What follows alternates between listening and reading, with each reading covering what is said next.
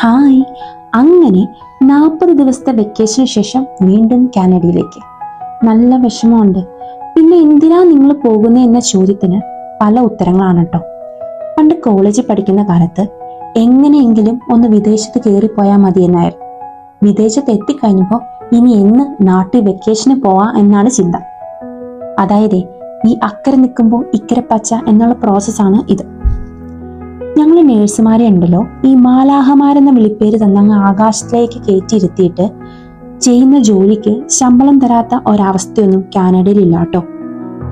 ഈ നേഴ്സുമാരെ പ്രൊഫഷണലായി മാത്രം കണ്ട് നമ്മുടെ അധ്വാനത്തിന് കൃത്യമായ മൂല്യം നൽകുന്ന ഒരു കൺട്രിയാണ് കാനഡ. പിന്നെ ഈ പുറത്തൊക്കെ ജോലി ചെയ്യുന്നവരുണ്ടല്ലോ, ജെൻഡർ ഇക്വാളിറ്റിനെ കുറിച്ച് പറച്ചിൽ മാത്രമല്ല കേട്ടോ, അത് പ്രാബല്യത്തിലും ആക്കും. ആണിന്റെ ജോലി പെണ്ണിന്റെ ജോലി എന്ന വേർതിരിവൊന്നുമില്ലാതെ എല്ലാവരും എല്ലാ ജോലികളും ചെയ്യും. ഈ ജോലിയുടെ തിരക്കിനിടയിൽ പലരും മിസ് ചെയ്യുന്ന ഒരു കാര്യമാണ് കേട്ടോ വർക്ക് ലൈഫ് ബാലൻസ്.